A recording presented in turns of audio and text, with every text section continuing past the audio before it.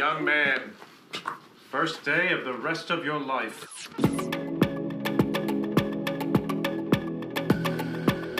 Any part you play is pressure. There's pressure. There's the pressure you put yourself on, and then the pressure of other people's expectations, and sometimes just the pressure to make your day. I think that one of the things you have to learn as an actor is how to ride that and either harness it or leave it behind or not pay attention to it or whatever your relationship with it. However you need to arrive at the place where you're ready to work, you have to do that. So there's always something to navigate. All my hopes are with you and your brother for my whole life. It wasn't just about looking at what's on the page and following your impulse to guide you. You know, it felt, in this case, necessary for me to find a way to get some sort of DNA sample of who this person was, how they behaved, what they sounded like, what they felt, enough so that you could be an authority on that and take ownership of it so that you can be free on set to bring it to life. So that was challenging. Life is unfair. Be thankful when you get a leg up. You make the most of your break and do not look back.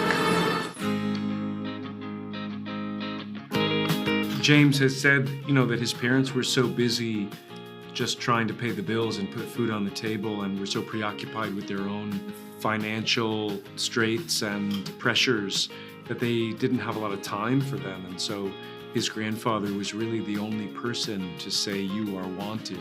It's an incredibly beautiful relationship and a necessary one. We all need someone like that in our lives.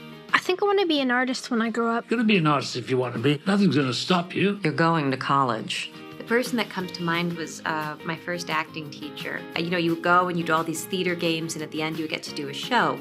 She would cast me as the villain. And that was the part I would always get. And many years later, because we stayed in touch, I asked her, I said, "Why did you always cast me as the villain?" And she said, "Because I knew you could handle it." And that's just an amazing thing as a kid to have somebody say, "You got something, and I want to see what you can do with it." In our director's case, you know, he says that his grandfather really was the one, which just shone a light on my own fortune that I had more than one person. Yeah, I feel very fortunate to have been given encouragement and nurture when I was a kid. Rise and shine and don't be a lug nut. Wake up and at 'em.